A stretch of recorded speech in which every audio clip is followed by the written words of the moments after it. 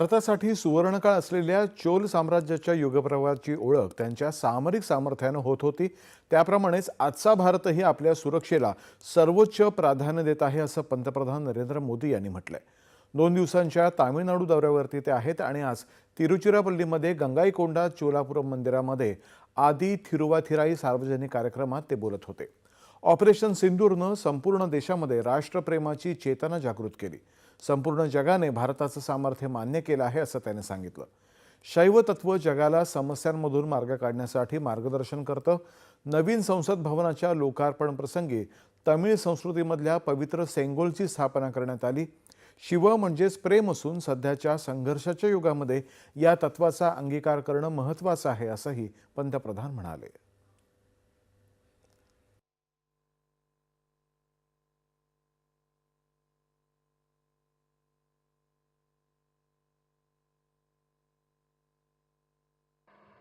कि चोला साम्राज्य का दौर भारत के स्वर्णिम युगों में से एक था।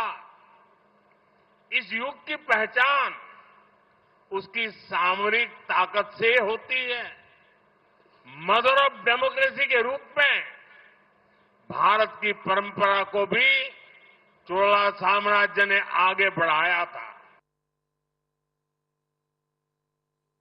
भारताच्या महान सम्राटांपैकी एक असलेल्या राजेंद्र चोल पहिले यांना श्रद्धांजली म्हणून त्यांच्या स्मरणार्थ एका नाण्याचं अनावरण पंतप्रधानांच्या हस्ते झालं.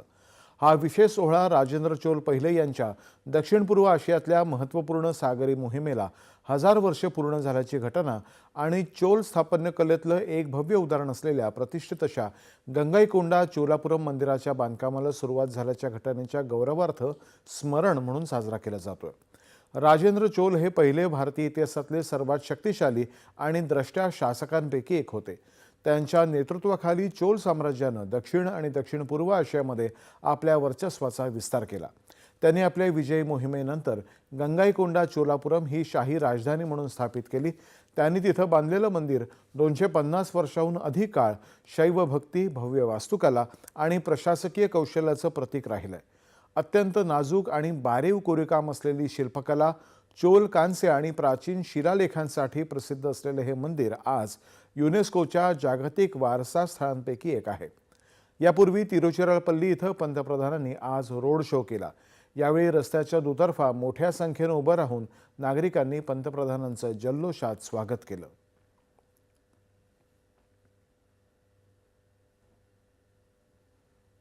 अमेरिकेतल्या डेटा